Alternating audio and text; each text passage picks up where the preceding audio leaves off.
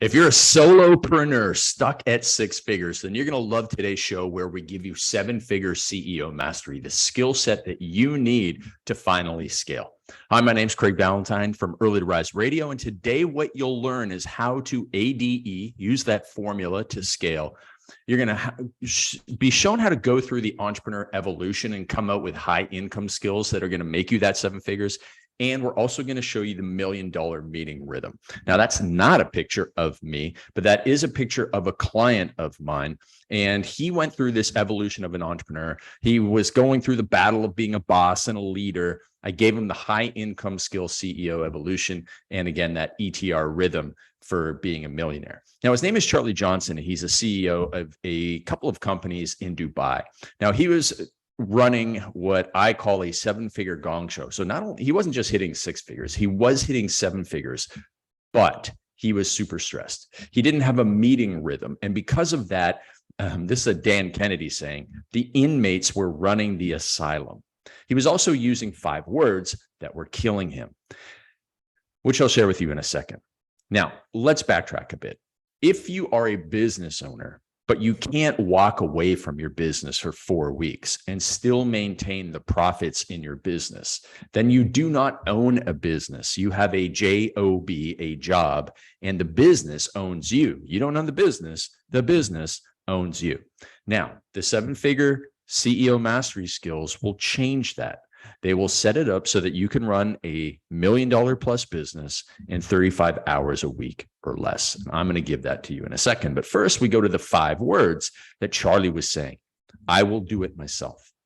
I will do it myself. And listen, every solopreneur starts off in that situation where we will do it ourselves, right? Oh man, somebody's not doing this right. I'll just do it myself. It'll take me way too long to train somebody. I'll just do it myself. There's no way that anybody will be able to do this anywhere near as good as me, and I will do it myself. I got to do all the sales. I got to do all the delivery. People only want me, so I will do it all myself. I've seen this in everything from the real estate industry to the gym owners that we've coached. I've seen it in the plumbing industry. I've helped somebody scale up to a $10 million a year plumbing business. I've seen it in publishing, is basically what I'm in. And we see it all the time. And it's everything from I will do the customer service myself. I will do the sales myself. I will run the Facebook ads myself. I will write all of the content myself. I will write my books myself. And I'll tell you, I used to be like that. And I no longer do any of those things myself. Not even writing my best-selling books, I do not do myself anymore. So we are going to help you get through that. So after a few weeks working with Charlie, he just said, you've given me the system, structure, and leadership skills to scale. We've nearly doubled one of my businesses in just 60 days of working with you, and I have much less stress. And remember, this is a guy who came in doing multiple 7 figures. So imagine what we can do for you on this little session here.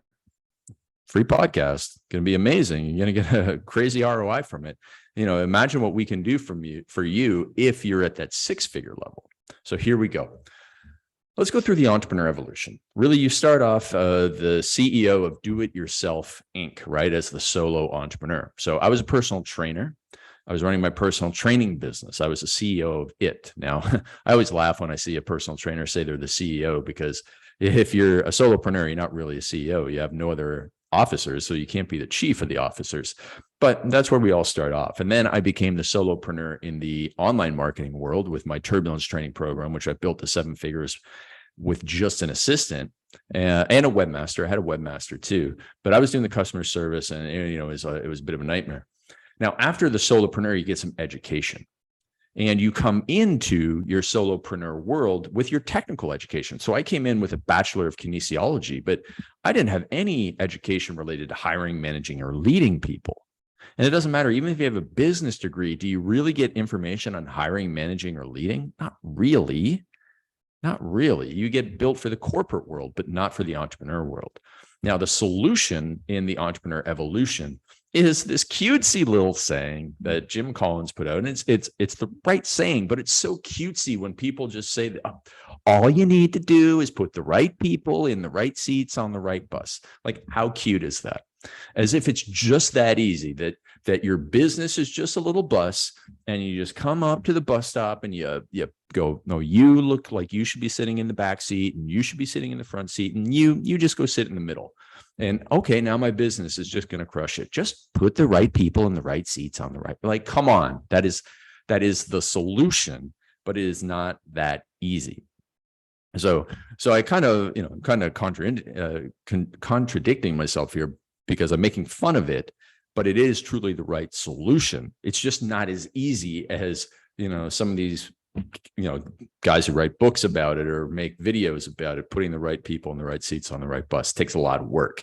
Now, the problems are, who are these people to find? Where do we find them? How do we find the right one? And how do we lead and keep them? And that's probably the most important at the end, because, if you spend 3 months, 10 hours a week trying to find somebody, and then they leave after 3 weeks, oh man, you have lost a lot of time and built a lot of frustration. Now, another thing that the entrepreneur goes through is they have this struggle that they especially if they grew up and they're from my age, in the 80s and 90s and even the early 2000s, you wanted to be the boss, and then it was with social media, you became the boss babe. And boss is actually not a great word. It is a 4-letter word that I avoid using in my business, because if you think about boss, the only good boss is Boss Baby. That's a great cartoon, and we call our girl Isabella. She's the Boss Baby, because she actually looks like Boss Baby from the cartoon. But otherwise, boss is a fear-inducing, scarcity-minded, top-down order giver. They're a talker. They're not a listener. And everybody thinks of bad bosses, the a-hole boss and all that sort of thing. And like, man, what's your worst boss you ever had? No, but there's not a lot of like, oh, I love my boss kind of chatter out there. Now, what there is, though, is a lot of chatter about great leaders. We all want great leaders. We want great leaders in our Boy Scout troops, in our sports, in our schools, and our Girl Scout troops, and all the things that are out there. Obviously, I'm using some antiquated groups that still exist, but there's fewer people in them. But certainly in sports and plays and all that sort of stuff, the things that are out there, you want leaders in the company. You want leaders. If you're in an MLM, you want great leaders. If you are in a corporate business, you want a great leader. If you are in a political party, you want a great leader. You want leaders, and leaders are open. They are abundant-minded.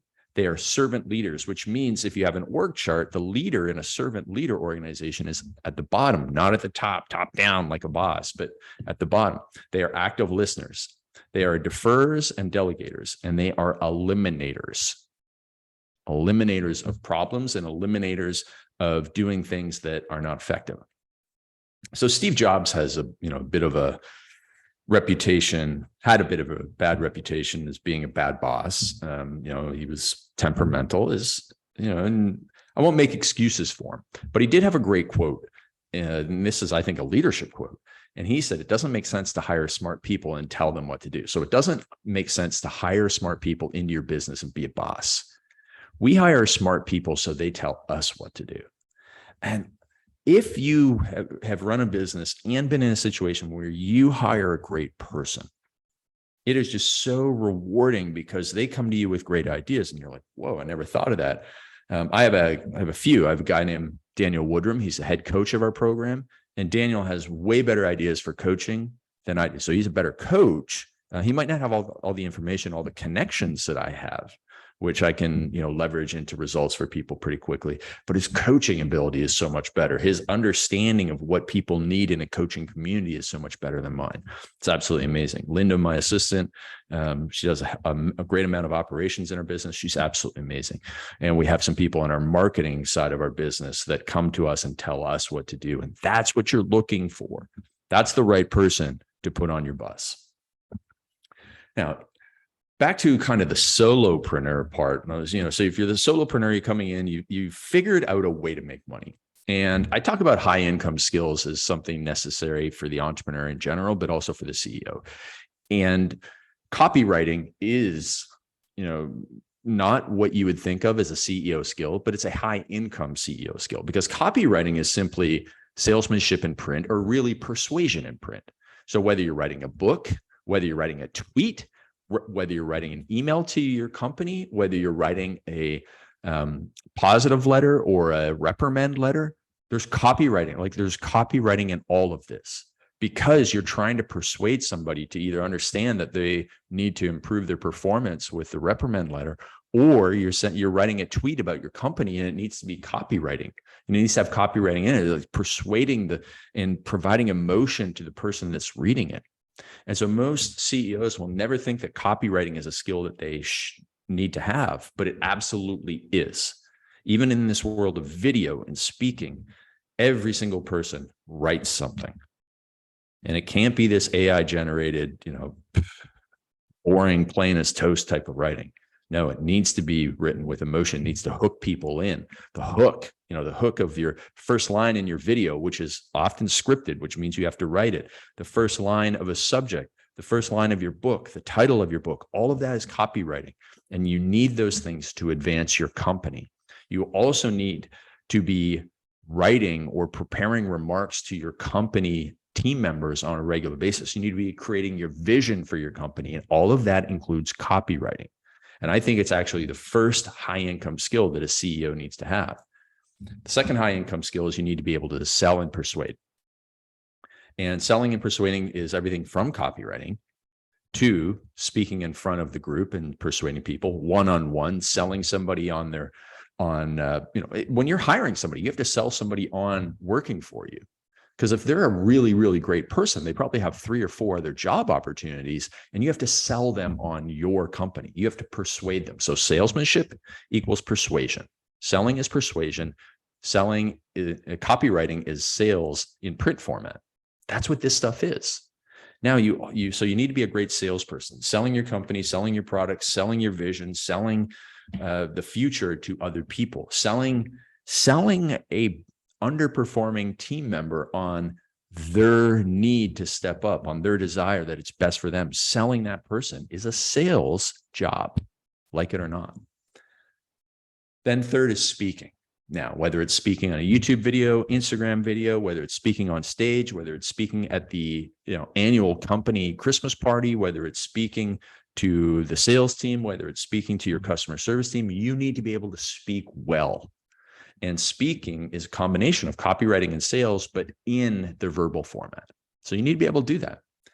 And then fourth is leadership. You need to be able to lift other people up. You need to be able to lead them to play at a higher level. You need to be able to put the right people in the right seats on the right bus, and you need to drive that bus as the leader. And you need to be able to give people the opportunity. You need to be able to listen and not shout people down, because that's being a boss. So you need leadership. So when you have copywriting, sales, speaking, and leadership, you can really become a great leader in your business, a really great CEO, and step it up from 6 figures in profit to 7 figures in profit and more. So just as a summary, you must start here to hit 6 figures with copywriting often, so that you can sell through print, and then you scale it for 7 figures. At some point in your business, the salesmanship, the copywriting where you are putting out ads and you're putting out email newsletters, you will delegate that. So I don't write our email newsletters. I don't write our Facebook ads. I don't write even the books, the Perfect Week Formula. I didn't write. I gave the information to somebody to go and write. I taught them how to write in my voice. Now I do write a lot of my scripts. I wrote most of this PowerPoint, but you can delegate most of that. And you're going to be able to even use apps like tome.app, tome.app, to make presentations like this in the future. It's an AI. You're going to be able to use ChatGPT, but you'll need to ask the right questions to get it to spit out the right information. Sales, you must attempt it. You must improve in it. You must spar in it. And sparring is working with a coach, or we have a client named Joe Marcoux. He does sales objection training. It's very, very helpful, helps you persuade better. You need to refine it. And then you need to delegate sales to a hungry person. So you delegate, so you become good at it. Then you delegate to somebody who's got the hunger to become better at it than you, or is better at it than you. Same with sales. Then speaking, this is the next evolution. You'll forever be stuck without your ability to articulate and communicate. Hopefully I'm doing my job right here. And then leadership is the key from going from that 6-figure gong show to the 7-figure CEO. So there you go. That's a high income skill evolution that you need after you have your entrepreneur evolution. And what this does is it allows you, these are Dan Kennedy's words, it allows you to concentrate on attracting higher value avatar customers in your business, whether you're a company selling to corporations or whether you're an individual selling to high ticket earners. You need to be attracting the right people, and you're going to do that with copywriting and sales persuasion. You need to stop caring about the reactions of people that are not your customers. That's a tough one for a lot of people, but you need to do that. And then you need to continue with those higher price strategies, which are aided by changing your mindset about price, profit, and wealth, and also improving those 4 high income skills. So the solution to all of this is CEO mastery. Now, the steps to CEO mastery go like this. It's kind of like, you start at the top, 30,000 foot, and then you narrow it down. That's what we're going to do in the remaining part of this presentation. We're going to talk about your vision. So you must create a vision for the company. And we focus, when we're working with people in our one-day workshops, we start with a 3 to 5 year vision that's both personal and professional, because we want to know what your life is going to look like, because we don't want your life to be consumed by your business. Remember, I believe that you can run a 7-figure business in 35 hours a week or less. That's incredible, because most people probably who are doing 6 figures are at the 50 to 60 hours per week mark. So we're cutting your hours in half and doubling your income. And that's what we aim to do. So you create the vision, then you communicate the vision, and then it gives you daily direction. So I often say that your values and vision drive every decision. So your values and vision, your values are what really matters to you for your health, wealth, your family, and your personal relationships. And then your vision is, here's what my life is going to look like. And then that dictates every daily decision. So it dictates what you eat for breakfast, dictates if you exercise, it dictates how much time you give to your children. It dictates whether or not you make time to read the Bible, if that's something that's important to you. Your values and vision drive every daily decision. And when you have that in place, it's easy to make the right decision daily, and those compound over time. So we do a lot of bigger thinking. We do a 3-year vision, a 1-year vision, which gives us kind of like a business blueprint. And then we break that down into smaller stuff that we'll talk about in a second. But what I do with my coaching clients in our CEO mastery sessions is we do a lot of year in review, right? It's very important. Hopefully you're listening to this at the start of the year, and you can look back on last year, and we look for big wins, right? I start every coaching session with somebody talking about wins, because if they come into the coaching session, it's, man, they got their butt whooped last week. I don't want to start there. I want to start with, what were the big wins? What did you win at last week? What did you win at last year? And then what were the lessons in those wins? Okay, can we do more of the things that brought us winning? That's what we want to do first. Now we go to the lessons, not the losses, but the lessons. So you win or learn. You don't win or lose, you win or learn. And we go and we look at, what are the tough things that happened last year, and what are the lessons that we can take? Oftentimes it's going to be, you need to move faster. So I had a client who was ready to part ways with a team member. And then the team member surprised them with this announcement that would have made it not illegal, because we did talk to an employment lawyer, but we talked to him, but this person said something that in today's environment would have made it look really bad for my client to part ways with that individual after learning this information, even though we were parting ways with them because of their job performance. And so if they had just been a week earlier, they just waited. They knew they should have parted ways with this person for over a month. If they would have been a week earlier, they wouldn't have gotten themselves in this situation. So you got to be faster. That's probably what you're going to find. That's going to be your big lesson. You got to lean into difficult conversations. You got to ask more difficult questions, and you need to do it faster. You need to cut the bad projects faster that are bleeding your company money. There's a few personal exercises that we do, including the love and loathe exercise. So this is from my friend Vern Harnish, a mentor of mine in the Scaling Up program. And he says, just make a list.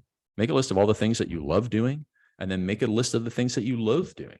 Then what I do with that, I take it another step further, is I sit down with my team, operations, marketing, and I say, listen, these are all the things I love doing in the business that are moving our business ahead. And these are the things I just don't love doing. And then our team actually volunteers and says, well, I like doing that.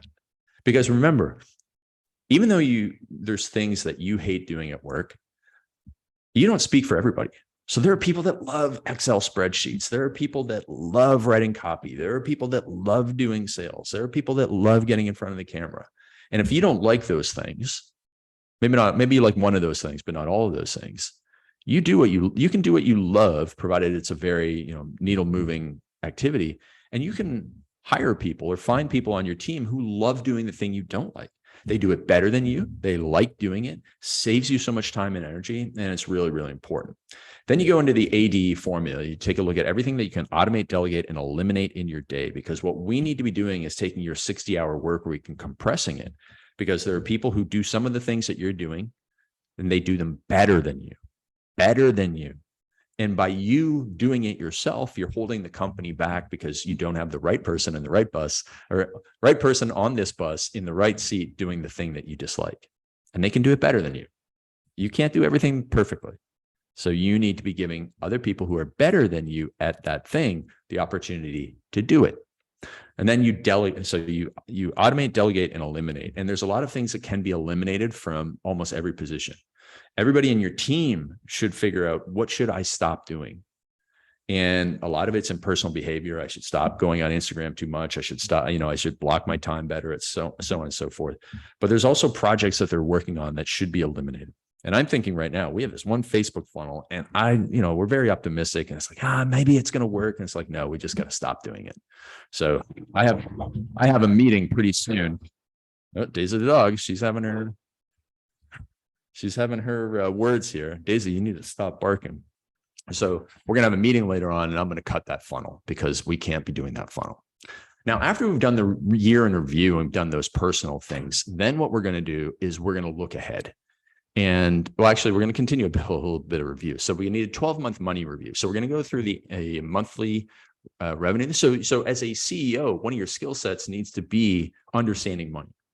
I have a client who runs nearly a 7-figure business in the driving school industry, and he doesn't look at his numbers because he's scared. I know you're probably thinking that's insane. He's scared. He's scared of that he's not going to be making as much money as he thinks he is. He's like, there's always money in the bank, so it's fine. That's a horrible way to run a business. You can't be like that. Sure enough, we looked, and there's so many areas that he's bleeding so much money. Now, the good thing is, by beating down the P&L, by going through and looking at monthly expenses, all those recurring revenue charges that you have for all the softwares out there, we were able to save him $6,000 per month in expenses, which took his business from actually barely making any money to being a 6-figure profitable business. So you need to be doing your money reviews. So go back and look at your expenses over the year. You should be doing this on a much more frequent basis. So I look at our P&Ls every month. Our business is so basic, right? It's coaching, it's information products. We have daily KPIs, and we have a spreadsheet for our Facebook ad spend and our sales, leads, and analysis, and closing rates and all that stuff. So I look at that stuff on a regular basis, daily during the week, and then our P&L just once a month, because it's just a very simple business. Now, you may need to look at it more frequently depending on the business you're in. Then we also do 12-month money estimations for the next year. So, all right, here's what we made last year per month. Let's look ahead and then look at, what do we expect to make in each one of these months? If we're generating more leads, and if we're improving our sales team and we're doing that, then we should make more money in these months. And here's what we estimate. Just give a good estimation. And then we can build a 12-month marketing plan to increase the estimations. Now, what we do is we focus on our strengths. We don't try and strengthen our weaknesses. So I have a lot of clients who get hung up on, I need to make this much every single week.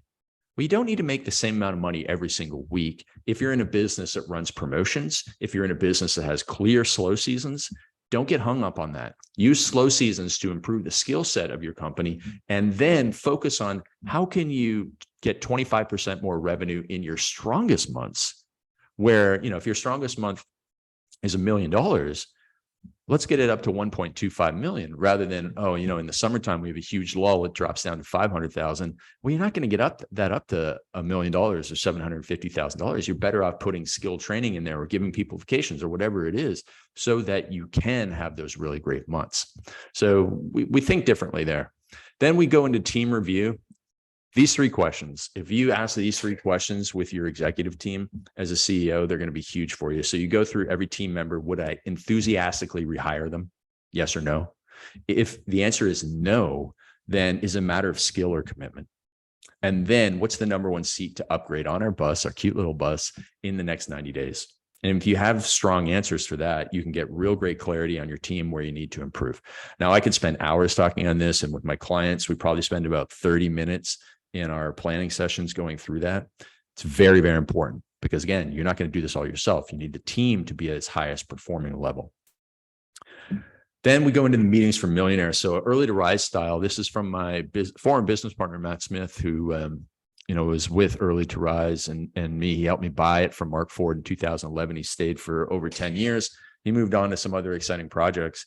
And Matt brought this meeting style that we teach in our Management Rhythms Blueprint program. So if you're looking for like the breakdown of how each one of these goes and the worksheets go with them, you want to go to Early to Rise, etruniversity.com, and get the Management Rhythms Blueprint program. Otherwise, just a quick overview. We do one-on-one goal set and review sessions with key employees. We do a weekly alignment meeting. That's one of the most important for people to start with, because your team doesn't know the vision. They're not aligned on what's doing. They don't know what the other departments are doing. The weekly alignment is key. It's probably like, if you go that 80-20, it's going to give you 80% of the results right away.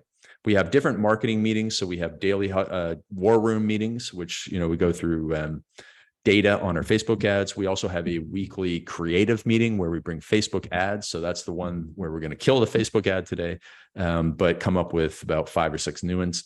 Then we have sales role play and review meetings. So we have daily huddles with our sales team. And then we have a weekly sales meeting where we go through a role play and we review the last week's calls and the upcoming calls. You may need to implement daily huddles depending on your business. If you're a supplement company with a huge amount of inventory going in and out, then yeah, you guys are going to need to meet daily in your operations. We do quarterly planning and annual planning. This is my favorite stuff. I just introduced a new coaching program where I don't meet once or twice a month with the clients, but I meet 4 times per year with you. It's a much lower price and investment, but it gives you amazing quarterly planning and annual planning and accountability. So if you're interested in that, then hit me up on Instagram at Real Craig Ballantyne. And then I do like the Entrepreneurial Operating System, the books from Gino Wickman, Traction, Rocket Fuel, and they have the level 10 meetings. And I really love their idea of having like really high conflict. Like the more conflict that's in a meeting, Bedros uses EOS, and he says the more conflict they have in a meeting, the better the meeting is. More conflict, healthy conflict, the better the meeting is because it resolves problems. So I like that. And then scaling up from Vern Harnish, they have a hack that we've adopted, which is the 2-minute talk rule.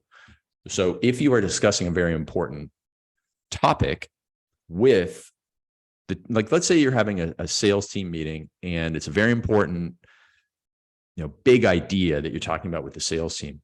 You will have some people on the sales team, everybody's extroverted, right? Everybody's going to talk, but you might have people that are more reserved and they won't have their input. So when you're going around talking about a very important concept, everyone gets 2 minutes to talk. And we've had some really great breakthroughs, especially when we have our weekly alignment meetings. We get really great breakthroughs from our customer service because they're dealing with a high volume of customers on a regular basis, and they hear different stuff than the marketing people who are just going and studying other companies' Facebook ads in most cases. So 2-minute talk rule is huge. So that is something you should apply. Now, how the heck do you build a 7-figure business in 35 hours a week? Well, I think it's this: 10 hours per week of morning magic time.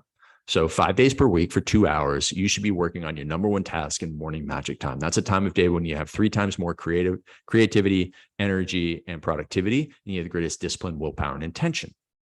Then you have 5 hours of further creation throughout the week. So whether you're creating sales pages, whether you're creating video scripts, whether you're creating new products, whatever it is, 5 hours of mentoring through the meeting, through helping other team members at a higher level, 5 hours of meeting time, and 5 hours of communication like email, etc. The creation could also be filming videos.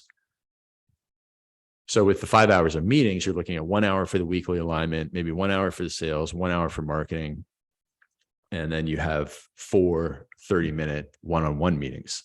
And as a CEO, that would be your 5 hours of meetings. And then in those one-on-one meetings with your GS&R, with your marketing director, they're going to be telling you about what's going on with the marketing team. Okay. Plus you're going to be in that weekly marketing meeting. So that's the way that we approach it. The time pillars that you're going to need as a CEO are covered in my Perfect Week Formula book. So if you don't have that, go to craigballantyne.com/free books. And you're going to be looking at blocking your time, protecting your time, boundaries in your day, preparing for the morning magic time, and then getting the accountability from your coach. And that is a rough and fast overview of the CEO mastery. So, this is everything that I took Charlie through when we were onboarding him in the program. And again, he was doing 7 figures, but he couldn't walk away from the business. Okay. He definitely could not walk away from the business for 4 weeks. He's almost at that point right now. And now he owns a business. He doesn't own a job. He's no longer doing it all himself. And he's absolutely crushing it. Again, here are his results that in 60 days of working with him, it's been months now. And so he's scaled up even higher. We gave him the systems, the structure, and leadership skills to scale. And he has much less stress. So if you're interested in something like that, then hit me up on Instagram at @realcraigballantyne, or drop a comment down below, or email me at craig@craigballantyne.com. This has been a lot of fun. And I know I unpacked a lot in a short amount of time, but that's what these are for. So hit me up and let me know how this is going for you. And if you want that Management Rhythms Blueprint program, you can go to etruniversity.com to get that. So that's Early to Rise Radio. And let me know what you thought about that in the comments below if you're watching on YouTube. Otherwise, hit me up on Instagram and we will talk to you, Mr. and Mrs. CEO, 7 figures, with all your skill sets very soon.